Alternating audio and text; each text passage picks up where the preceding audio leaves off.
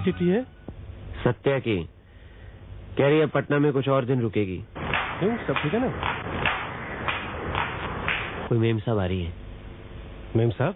हाँ, ऊंची एडियो की आवाज।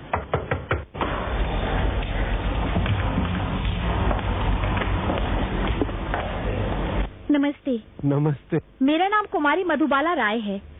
आप व्योमकेश बाबू है ना? जी, व्योमकेश मैं हूँ। अच्छा, आप हैं। सॉरी। नमस्कार, मेरा नाम कुमारी मधुबाला राय है। आपसे मिलना चाहती हूँ। कहिए, क्या काम है? बैठिए ना।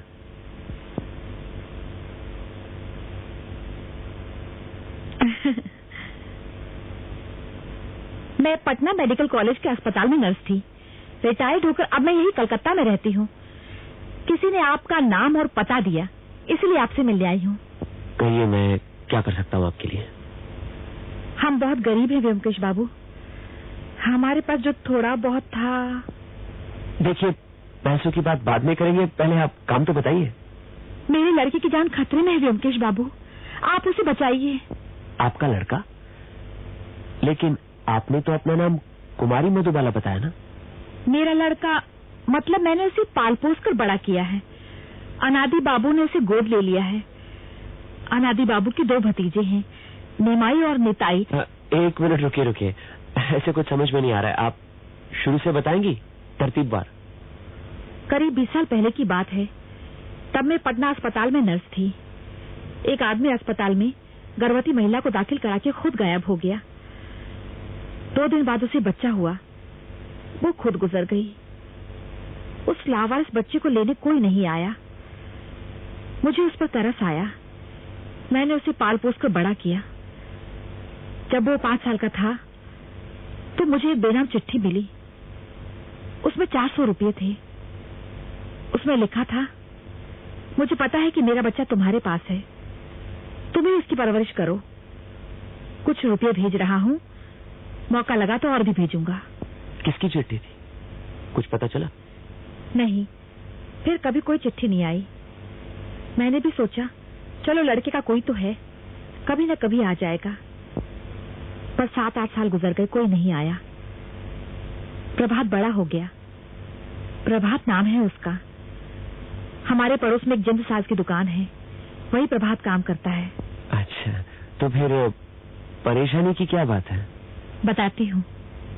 करीब 2 साल पहले मेरे पास एक सज्जन आए। वेशभूषा से प्रतिष्ठित लगते थे। उनका नाम है अना। पिछले 4 महीनों से प्रभात मेरे यहाँ काम कर रहा है। मेरे सारे बही खातों में जिल्द लगाकर नया जैसे कर दिया है। पता लगा कि तुमने उसे पाला पोसा है। उसके माँ बाप का कोई पता नहीं। मेरा कोई भी अपना नहीं है। मैंने शादी नहीं की, काम में ही लगा रहा। भगवान की कृपा से कुछ पैसा है। काम न करूं तो भी सारी जिंदगी कट जाएगी। अब मैं कलकत्ता वापस चला जाना चाहता हूं। 4 महीनों से प्रभात को देख रहा हूं। लड़का मुझे बहुत अच्छा लगता है। सोचता हूं उसे गोद ले लूं, मेरा बेटा बना लूं। तुम्हें कोई एतराज तो नहीं? प्रभात ने मुझे कहा है, लेकिन न कहो, तुम भी हमारे साथ रहोगे। मैंने कहा ना, मेरा कोई नहीं है।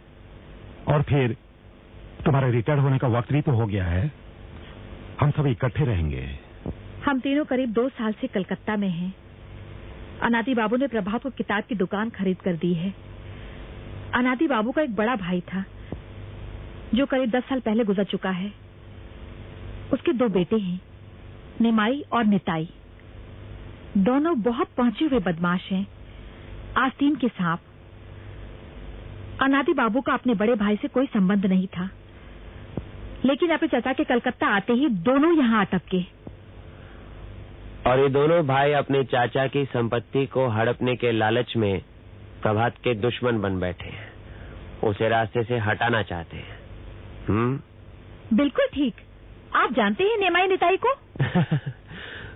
कभी देखा तो नहीं, लेकिन मिस मधुबाला राय, इसमें मैं क्या कर सकता हूँ? अगर निमाई और निताई प्रभात को नुकसान पहुंचाना चाहते हैं तो आप पुलिस में रिपोर्ट कीजिए। हम 24 घंटे डंडा लेकर उनके पहरेदार तो नहीं बन सकते।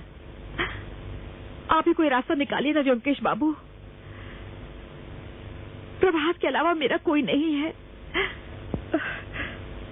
मैं अकेली औरत इस उम्र में।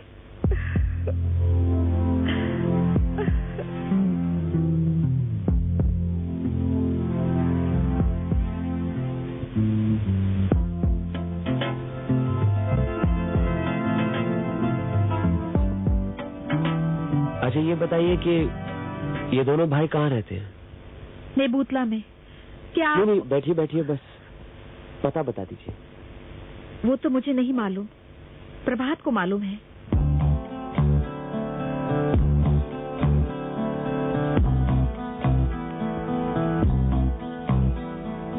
आप ही जीवन प्रभात के मालिक प्रभात कुमार राय हैं? जी,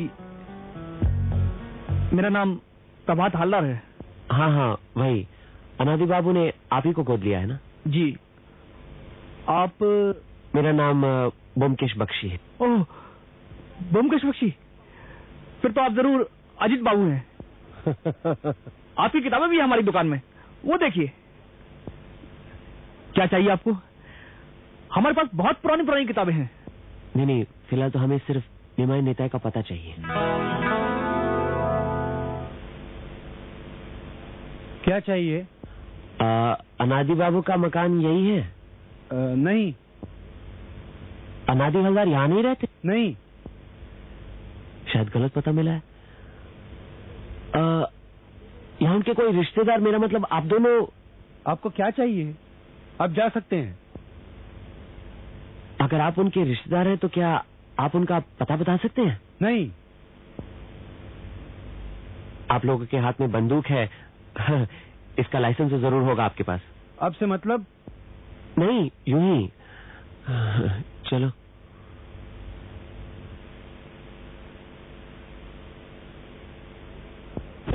बड़े बेहुदा और उज्जड़ हैं दोनों भाई। अरे बेहुदा नहीं, सतर्क हैं। कुछ लोग ऐसे हैं जो एक जमाने में खाते पीते जमींदार थे, लेकिन आज अपनी अय्याशी और गलतियों की वजह से भिखारी बन गए। अपनी पुरानी शान को फटे कपड़े और टूटी इमारतों के बीचों बीच कायम रखना चाहते हैं। किसी से खुलकर बात नहीं करते, उल्टा लोगों पर शक की नजरों से देखते हैं। ऐसे लोग अक्सर डरपोक, उज्जड़ और लोभी होते हैं। लेकिन आप करोगे क्या? केसों पे दम लगता है? मधुबाला ने ठीक ही कहा था, दोनों आस्तीन के सांप है, लेकिन ऐसे वैसे नहीं, जहरीले नाग है।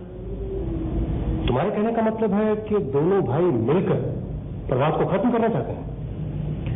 अपना मतलब सीधा करने के लिए कुछ भी कर सकते हैं लोग। अब क्या करें? कल अनादि हलदार के दर्शन करते हैं। भतीजों के दर्शन तो कर लिए, अब चाचा के ना किए तो अच्छा नहीं लगता।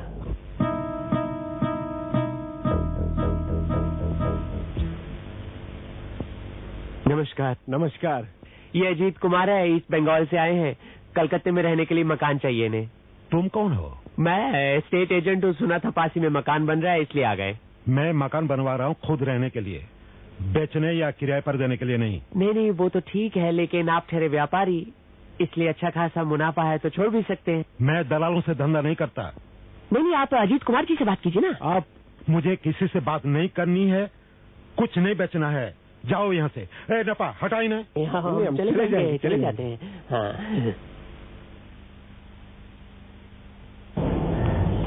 सरकार क्या?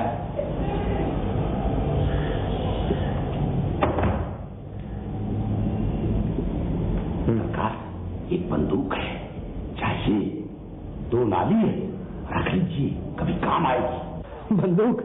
अरे बंदूक का मैं क्या करूंगा, मुझे तो चलानी भी नहीं आती। अच्छा तुम तो वहीं कहीं रहते हो ना, ये 2 नंबर बहु बाजार स्ट्रीट के अनादि हलदार को पहचानते हो? अच्छी तरह पहचानता हूँ। क्यों, उनसे भी चंदा वंदा लेते हो? अरे नहीं साहब, हाँ। 1 नंबर का कंजूस है, बस वही अब कुछ नहीं देता। पहले देता था, लेकिन अब उसे कुछ हो गया तो मैं नहीं जानता। तो साहब आप कैसे उसे पहचानते हैं? रहने दो बस यूं ही। ये लो। बंदूक ला के दूं?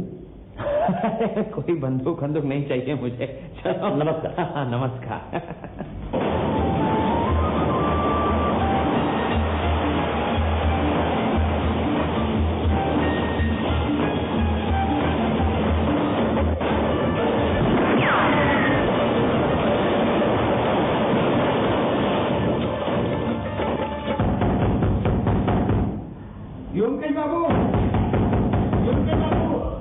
अरे कौन है? दरवाजा खोलिए, दरवाजा। क्या काम है? मैं केशवदास हूँ। हैं? कौन? केशवदास। हाँ, वो आनंद बाबू का खून हो गया। क्या? कैसे? अंदर अंदर। क्यों, किसी ने गोली मार दी? मैं सब कहता हूँ, मुझे कुछ नहीं मालूम, मैं घर पर नहीं था। फिर किसे मालूम है? आप तो उनके दोस्त थे ना, उन पर हावी रहते थे। मैं उनके बचपन का साथी हूँ। मेरी हालत खराब थी, इसलिए मैं वो उनके घर पर रहता था। जो कुछ बताना है आप शुरू से ही बताइए। वो क्या हो गया कि आज शाम को नहीं, मतलब मेरा कल शाम को मेरा उनके साथ झगड़ा हो गया। कल वो दिवाली थी ना, काली पूजा, तो मैंने उनसे 50 रुपए मांगे थे। बस उसी बात को लेकर झगड़ा हो गया, बहुत झगड़ा हुआ। उन्होंने मुझे सिर्फ 10 रुपए दिए और बोला तू ये ले और निकल जा, फिर कभी मत आना। किस में झगड़ा देखा? ये मधुबाला और नेपा ने दोनों घर ही पर थे। फिर? मैं करीबन 1-1:30 बजे घर पर आया और देखा कि वो 1 बजे तक कहाँ थे? नहीं, यहाँ तो झूठ नहीं बोलूंगा साहब, लेकिन मैं अड्डे पर गया था शराब पीने के लिए। वहाँ पर जुआ भी खेला, जुए के अंदर मैं 30 रुपए जीता भी, और फिर जरा इधर उधर। हाँ, घर आकर क्या देखा? वो सीढ़ियों से ऊपर जाकर देखा तो अरे यहाँ क्या बैठे हो? केशव बाबू, ये आपका काम है। आपने आनंद को खून किया है। खून? कब, कहाँ, किसने? वहाँ बालकनी में जाकर देखिए।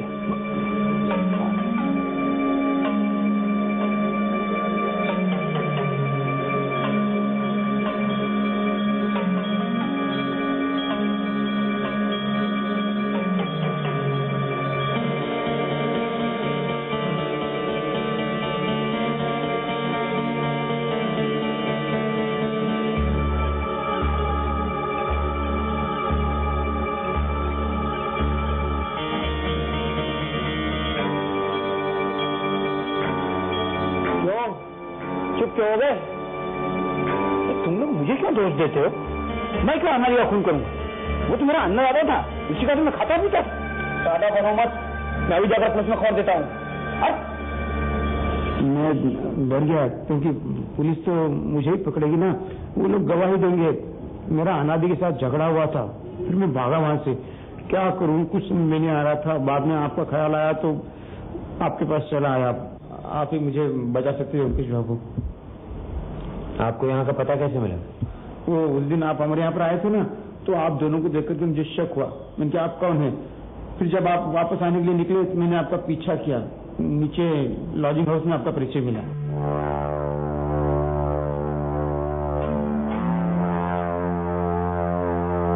तो आपने अनादि बाबू का खून नहीं किया? नहीं अंकुश बाबू, मैं क्यों करूंगा? आप ही सोचिए, मुझे क्या फायदा था? क्यों? उन्होंने तो आपको घर से बाहर निकाल दिया। वो तो यूं कहा करते थे गुस्से में, निकल जा। असल में उनकी हिम्मत नहीं थी मुझे निकालने की। अच्छा, हिम्मत नहीं थी? इसका मतलब है कि आप जरूर उनकी जिंदगी का कोई गुप्त रहस्य जानते हैं। क्यों? हाँ, मैं अनादि की सारी गुप्त बातें जानता हूँ। अगर चाहता ना तो उसे फांसी के तख्ते पर लटका देता, लेकिन वो सब रहने दीजिए। अगर जरूर हुई तो मैं आपको बाद में सब बता दूंगा। फिलहाल मुझे पुलिस के हाथों से बचा लीजिए, मैं हाथ जोड़ता हूँ। देखिए, आपको बचाने के लिए जानना जरूरी है कि असली खूनी कौन है। इसके लिए हमें अनादि बाबू के घर जाना होगा। बाप रे, मुझे भी जाना होगा? हाँ बिल्कुल। अगर आप नहीं जाएंगे तो मैं किस बिना पर जाऊंगा? लेकिन अब तक तो वहाँ पुलिस आ गई होगी। अगर आपने खून नहीं किया है तो फिर आप डर क्यों रहे हैं? अच्छा, ऐसा करते हैं, रात का भी हो चुकी है, अभी तो 4 बज गए। दिन निकलते ही वहां आ जाएंगे, वहीं पर रहिएगा आप। योगेश बाबू, आपके पास थोड़ी सी शराब मिल जाएगी? थोड़ी हिम्मत आ जाएगी। हम शराब नहीं रखते, जाइए आप यहाँ से। अभी तो सब अड्डे भी बंद हो गए होंगे।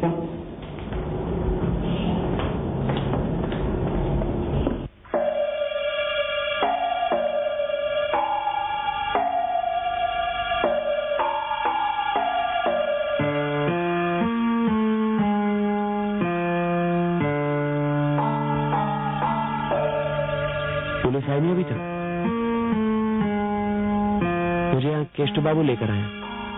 आप समझती कि इन्होंने खून किया है? मैं इनकी तरफ से खून की छानबीन करना चाहता हूँ। किसी को कोई इतराज तो नहीं?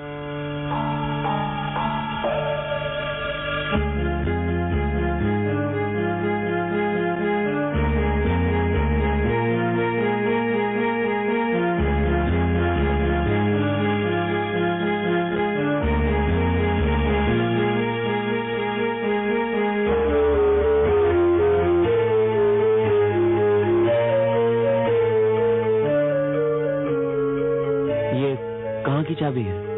अनादि बाबू के कमरे में लोहे की एक अलमारी है, उसी की चाबी है। अलमारी में क्या रुपए पैसे थे? क्या पता। अनादि बाबू किसी को अलमारी में हाथ तक नहीं लगाने देते थे। अच्छा, यहाँ आने और जाने के कितने रास्ते हैं? सिर्फ एक ही है, जहाँ से आप आए थे। अजीत, ये रखो। आइए।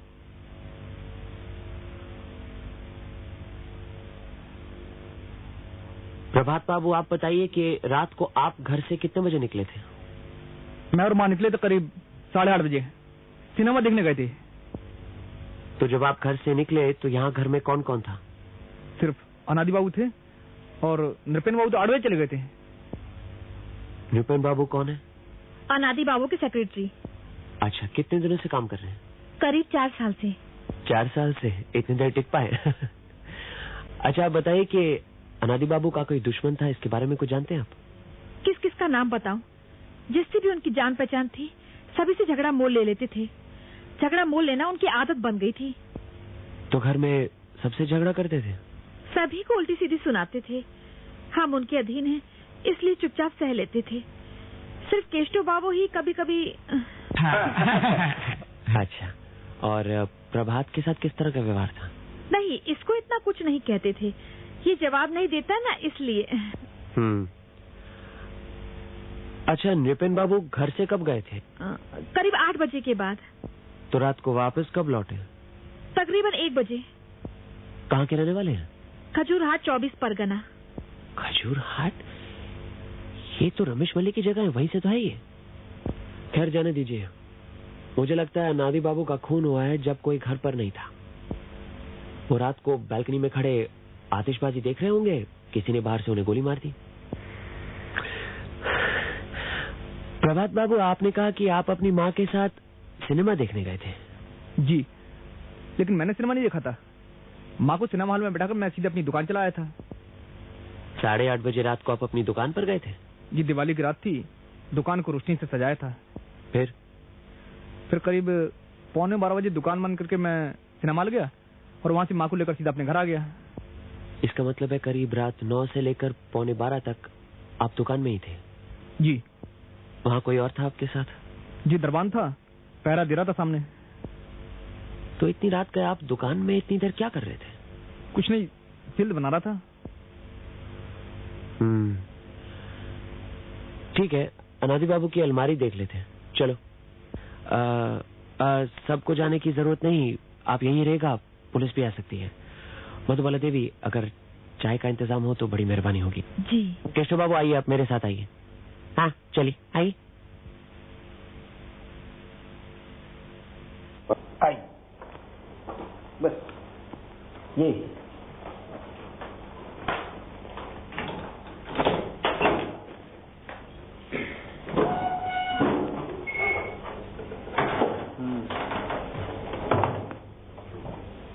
अनादि बाबू क्या खूब किताबें पढ़ते थे? कभी देखा तो नहीं। ऐसा लगता है यहाँ इस किताबों की लाइन में से कई किताबें निकाली गई है। वो कहाँ है? पता नहीं कहाँ है। ये क्या है? कहीं आते जाते थे अनादि बाबू? कोई खास नहीं, कभी वकील के यहाँ गए, कभी बैंक में चले गए, बस। ये देखो,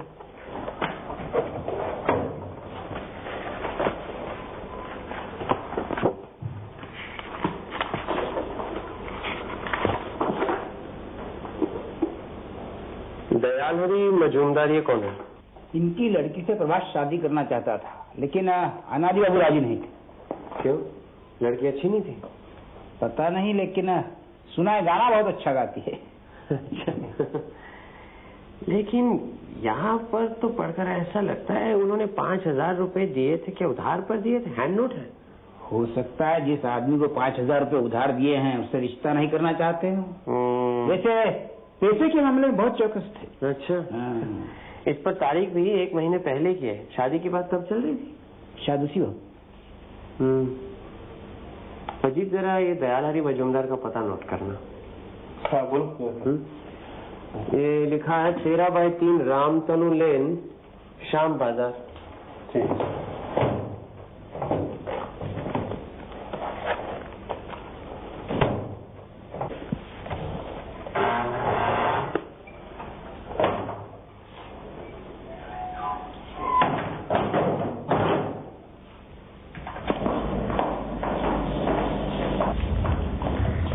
क्या चाहिए?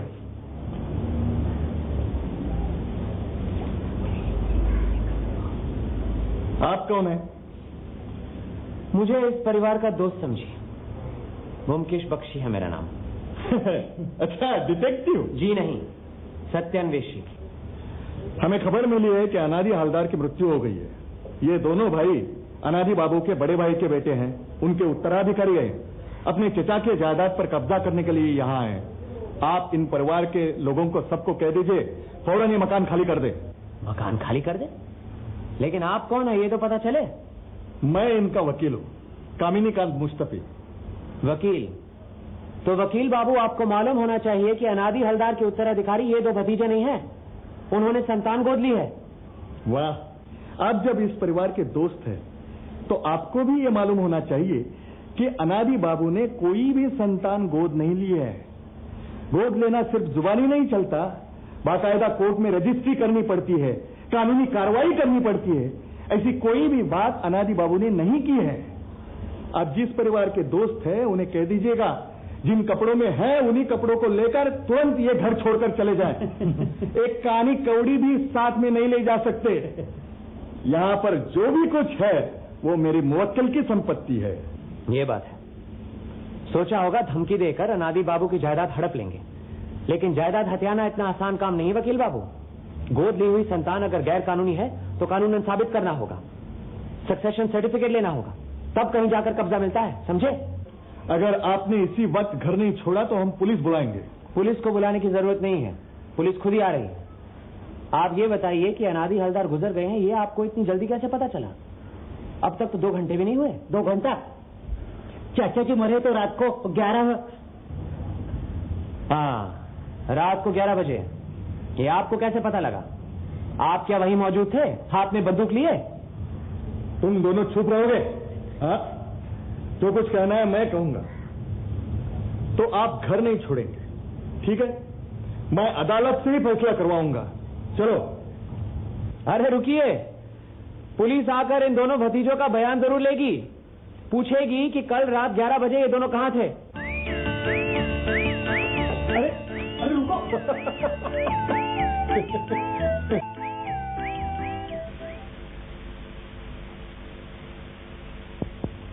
आप कानूनन अनादि बाबू के दत्तक नहीं है, ये आपने पहले क्यों नहीं बताया? क्या ये सच है व्योमकेश बाबू कि अनादि बाबू ने प्रभात को कानूनन गोद नहीं लिया? यही तो मैं जानना चाहता हूँ। क्यों प्रभात बाबू? जी, मुझे कानून तो मालूम नहीं है। जब कलकत्ता आई था तो अनादि बाबू मुझे एक वकील के पास ले गए थे। वही मुझे पता चला कि गोद लेने के लिए रजिस्ट्री करनी पड़ती है, लेकिन बाद में कुछ हुआ ही नहीं। इसका मतलब आप जानते थे कि आप उनके वारिस नहीं हैं? जी, जानता था, लेकिन मैंने सोचा कि अपनी मौत के पहले वो रजिस्ट्री करके आपको दत्तक बना देंगे। जी। मतलब प्रभात को कुछ नहीं मिलेगा, सब निमाई निताई ले जाएंगे। माँ, तुम परेशान क्यों हो रही हो? हमारी दुकान तो है, उसी से गुजारा हो जाएगा। शुक्र है उनकी मौत के लिए कोई तो रोया। चलो आओ यहाँ।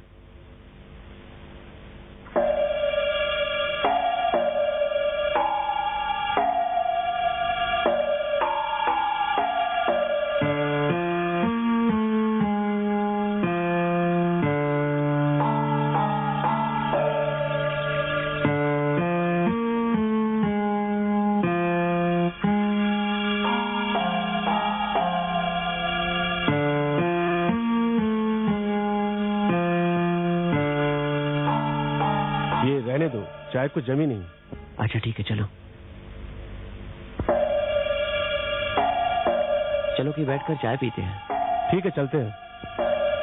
एक काम करते हैं, पहले इस मकान के चारों तरफ की गलियां घूम लेते हैं। अरे गलियों में क्या देखोगे तुम? चलो चलो।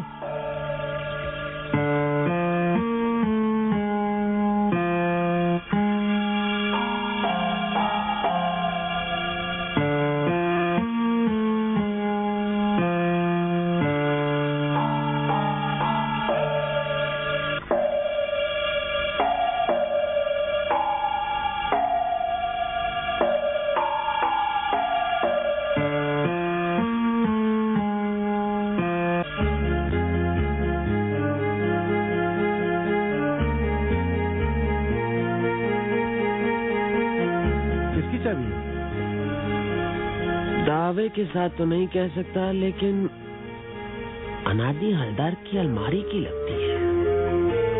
अनादि हलदार? उसकी चाबी तो तुम अभी थोड़ी देर पहले उसकी कमर में खोस के आए हो। दूसरी भी तो हो सकती है। दूसरी? लेकिन यहाँ कैसे आ गई? वो देखो, उस खिड़की से। चलो। माफ कीजिए, आप इस होटल के मालिक हैं? जी, आइए बैठिए।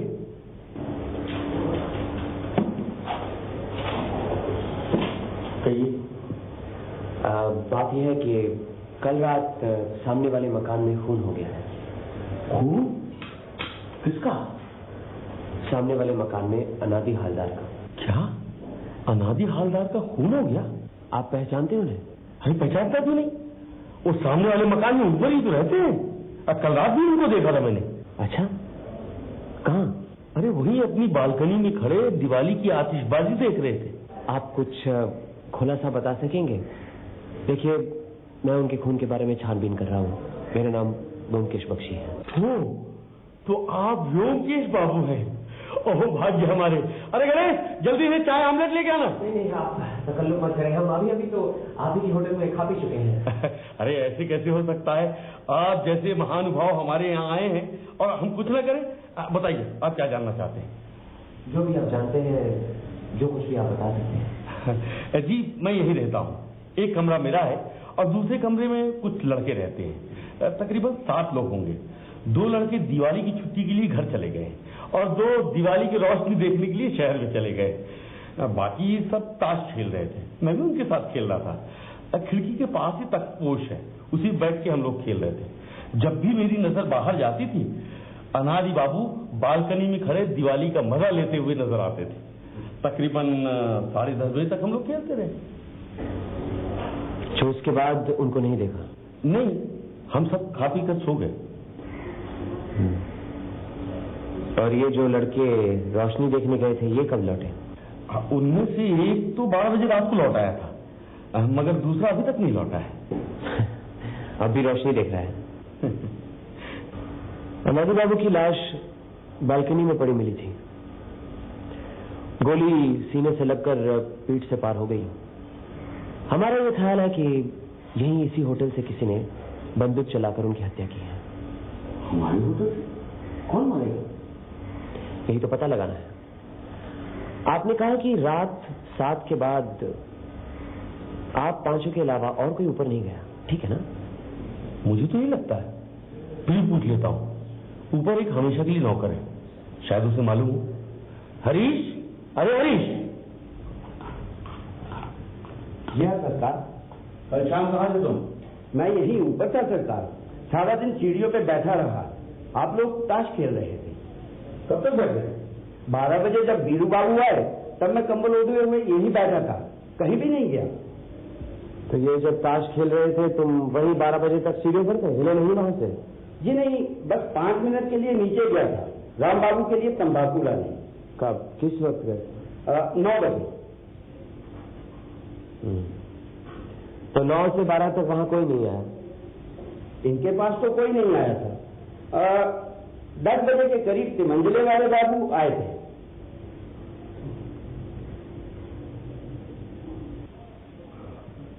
अरे हाँ, तिमंजले में एक किराएदार रहता है, वहां एक छोटा सा कमरा है।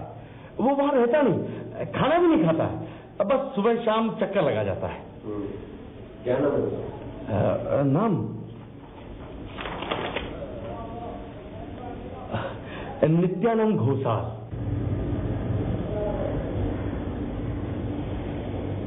अच्छा, रोज ये दोनों वक्त आते हैं, तो जाहिर है कि कलकत्ते में रहते हैं। कितने दिनों से हैं यहाँ पर? करीबन 6 महीने से। वक्त पर किराया दे देते हैं, कोई खटपट नहीं। दिखने में कैसे? गोल बटोल ठिगने से।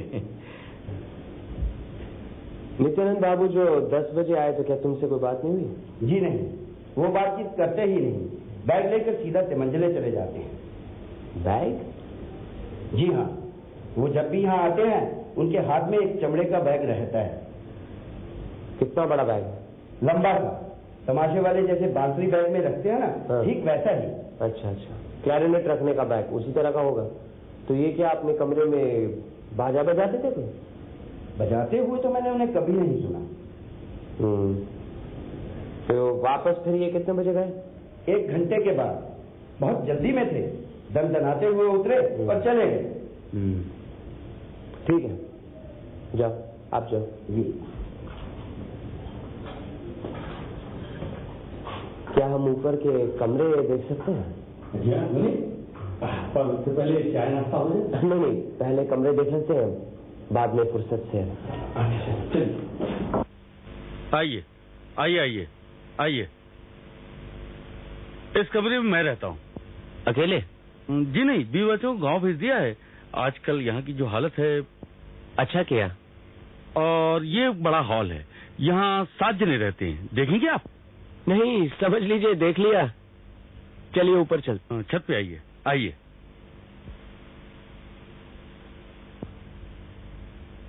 इस कमरे की चाबी है आपके पास? लीजिए, देखिए इसमें से कोई लगती है नहीं। वैसे किराएदार की गैरहाजिरी में कमरा खोलना उचित नहीं है, लेकिन आप जो कह रहे हैं तो।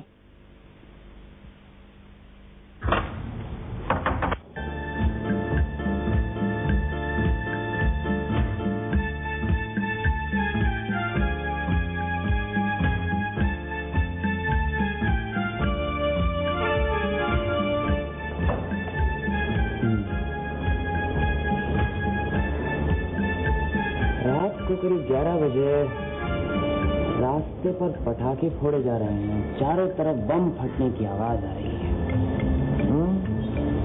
अनादि बाबू अपनी बालकनी में खड़े नजारा देख रहे हैं। तो उस वक्त इस खिड़की से गोली मारना मुश्किल काम है।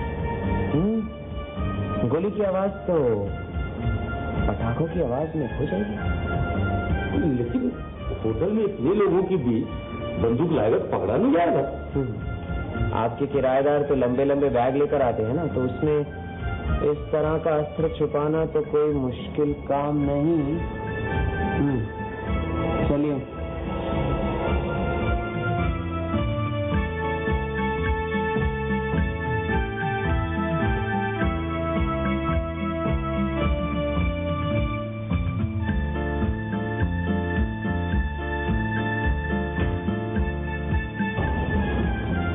तो हाल ही में गिरा लगता है। ये कमरा क्या रोज साफ होता है? नहीं, कमरा खुला नहीं होता। ये प्लस्तर जो गिरा है, आप क्या बता सकते हैं कब गिरा? नहीं, लेकिन 6 महीने पहले जब कमरा दिया था तो सफेदी करा कर दिया था।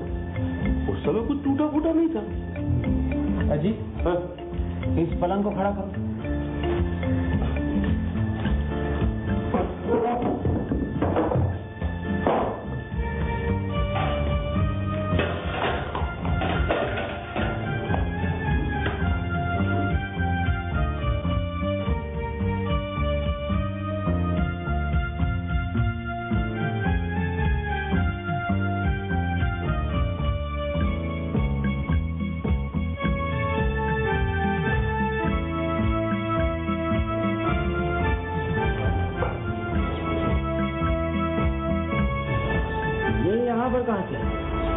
और आई तो फिर कब आई?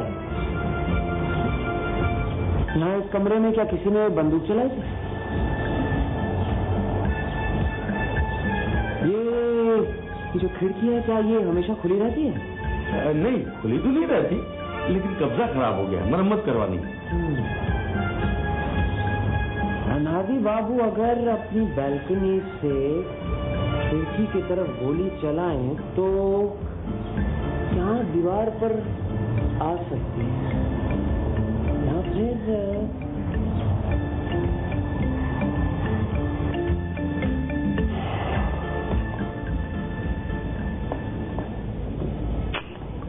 किसने खून किया, कुछ सुराग मिला? अभी नहीं, लेकिन जिसने भी किया है बड़ी सोच समझकर अकलमंदी से किया। दिवाली की रात, चारों ओर पटाखों की आवाज और उसके बीच गोली की आवाज कैसे सुनाई देगी? कौन हो सकता है? कोई भी, सबका अपना अपना मकसद है।